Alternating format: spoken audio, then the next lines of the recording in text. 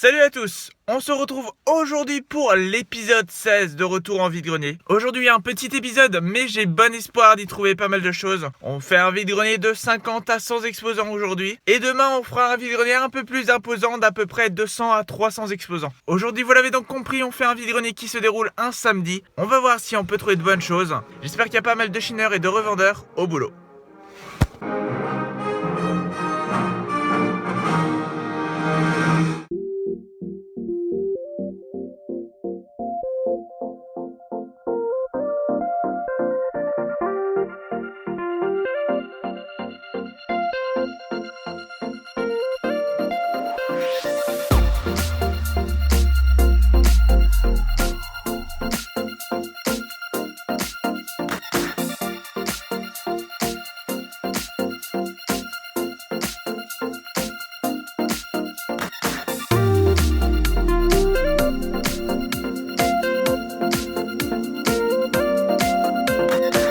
C'était vraiment un tout petit vide-grenier, il y avait quoi? Allez, 50 exposants à tout casser, mais pas beaucoup plus. Le vide-grenier se passait dans un parking et du coup j'ai dû faire pas mal de tours. J'ai trouvé quelques petites choses, mais je vous les montrerai juste après le live de dimanche. Par contre, quelque chose qui m'a surpris, et je vous l'ai dit sur Twitter, je faisais donc pas mal de tours parce qu'il y avait pas beaucoup d'exposants et pas beaucoup de choses.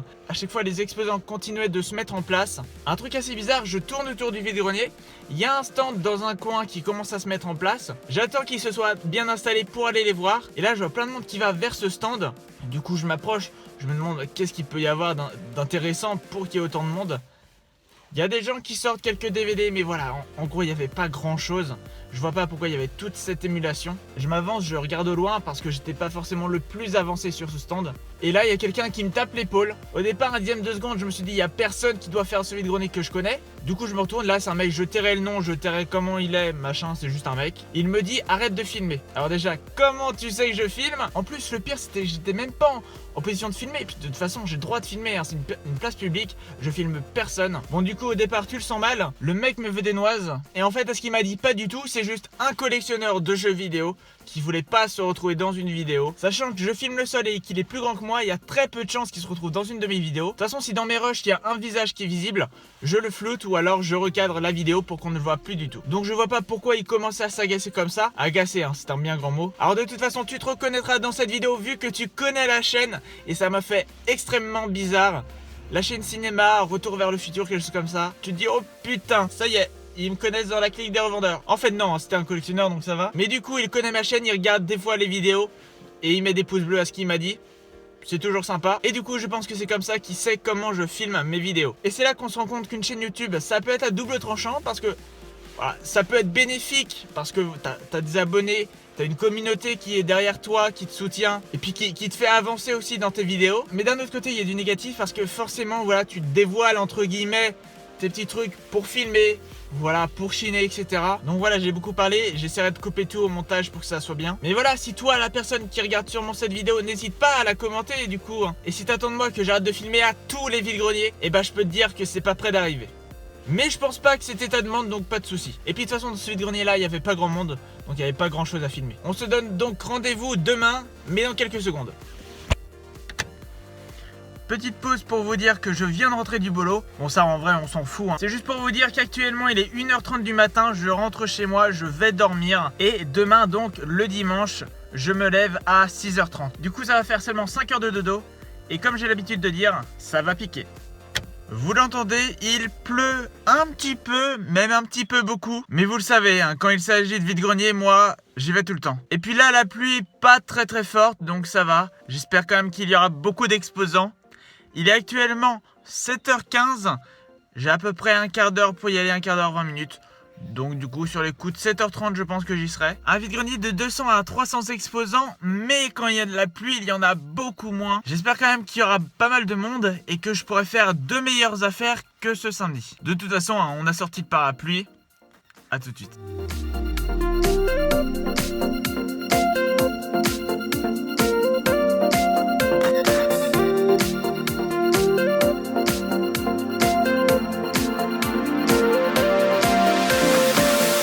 on se retrouve aujourd'hui donc pour ce compte rendu de vide-grenier sur 2 jours. Un premier vide-grenier le samedi où j'ai vraiment pas trouvé grand chose, c'était vraiment très maigre. Il y avait quelques exposants, il n'y en avait pas beaucoup, mais surtout il y avait énormément de chineurs. Et du coup c'est pas possible dans ces conditions là de faire d'excellentes affaires. J'y ai seulement trouvé 5 cartes Pokémon à 10 centimes pièce, donc ce qui fait 50 centimes. C'est une bonne petite trouvaille, mais c'était vraiment maigre pour vous faire un épisode séparé, donc c'est pour ça vraiment que j'ai rassemblé ces 2 journées. On a donc un Jirachi Reverse, un Pichu, une carte dresseur, une autre carte dresseur et un Cobaltium Holo.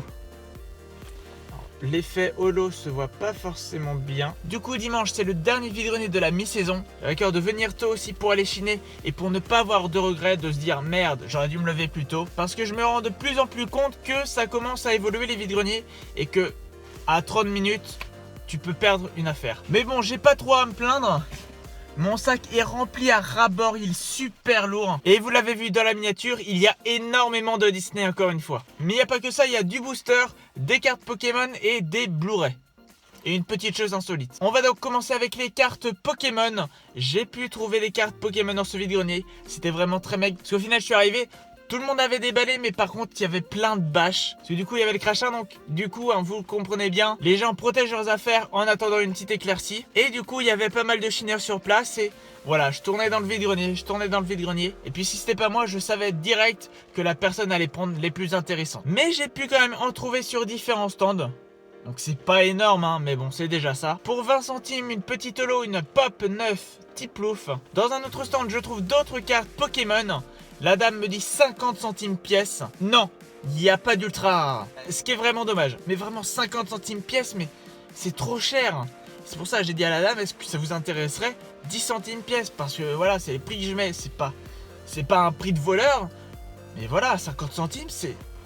50 centimes, c'est le prix de la carte neuve. Là, on est en vide-grenier. Du coup, je lui ai quand même pris 3 cartes.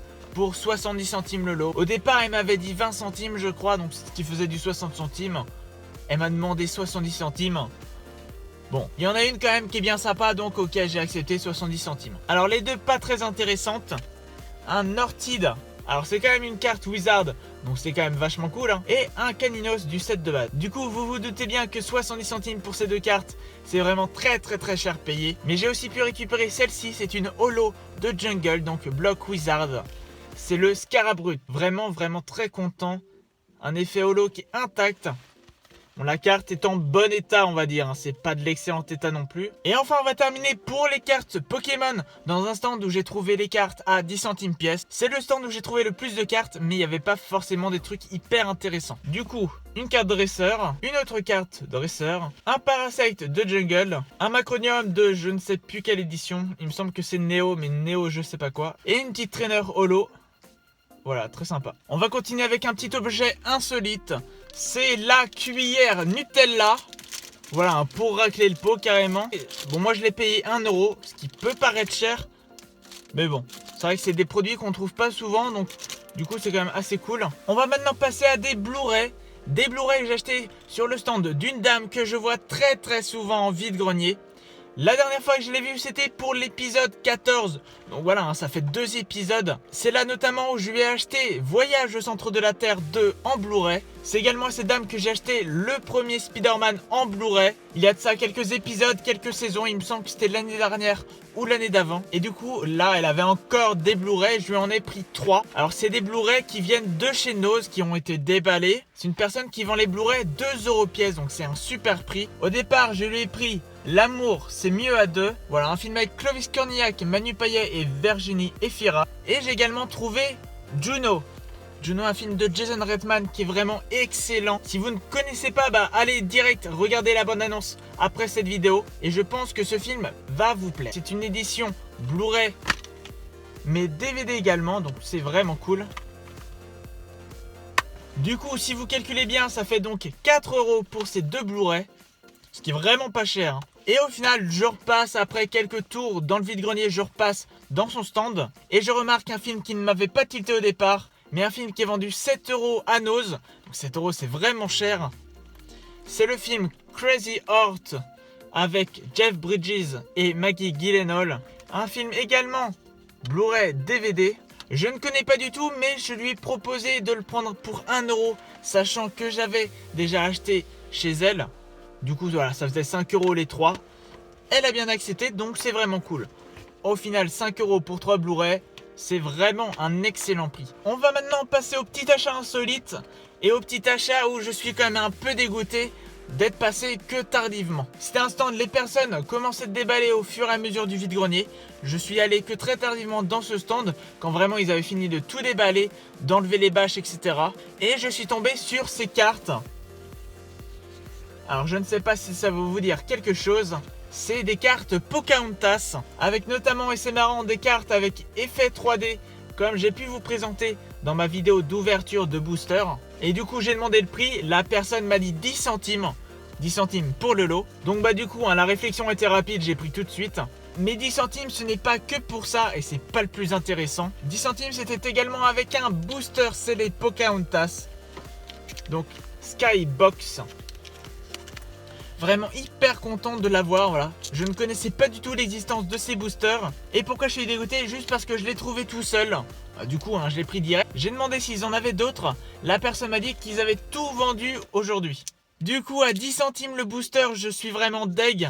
Mais bon, je suis quand même content que la personne qui est tout raflé a oublié celui-là. Donc, vous le savez, ça ne sera pas ouvert. Ça reste dans la collection scellée. Je suis vraiment hyper content. En plus, c'est un goodies scellé Disney. C'est génial. Et enfin, le meilleur pour la fin. Je peux pas vraiment me plaindre de ces achats, de ce vide-grenier. Parce que je repars quand même avec 13 DVD Disney. Il y en a bon nombre que j'ai déjà. Mais voilà, j'ai tout pris. C'était 1 euro pièce. Les 13 négociés à 10 euros. Donc vraiment un excellent prix. Ceux que j'ai déjà, je les revendrai à des connaissances qui cherchent des Disney. Puis si jamais ils les ont déjà ou ils n'en veulent pas, et ça sera revendu en vide-grenier. Bien évidemment, tous les DVD sont numérotés et l'état est quand même assez excellent. J'ai acheté Cusco, l'Empereur Mégalo, numéro 60. Le Roi Lion avec les 2 CD, numéro 38.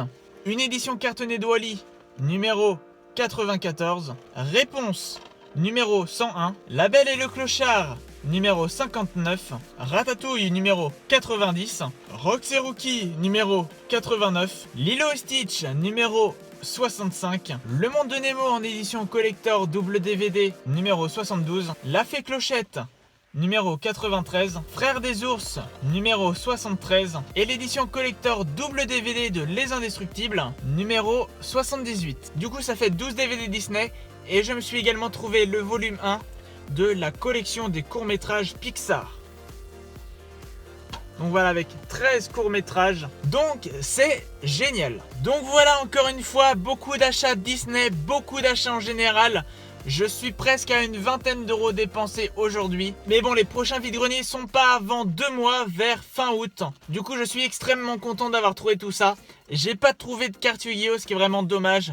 Mais bon, je suis sûr qu'à la rentrée, je me ferai bien plaisir. Donc voilà, cette vidéo est maintenant terminée. J'espère qu'elle vous a plu. J'espère également, comme chaque début de semaine, que vous aussi, vous avez fait de très bons achats en vide-grenier. Les prochains vide-greniers sont donc dans 2 mois, mais on se retrouve dès la semaine prochaine pour l'épisode 17 de Retour en vide-grenier. Comme d'habitude, n'hésitez pas à mettre un pouce bleu et un commentaire sur cette vidéo si vous le souhaitez. Et n'hésitez pas à vous abonner pour retrouver plus facilement toutes mes nouvelles vidéos. J'ai donc plus qu'à vous souhaiter une bonne journée.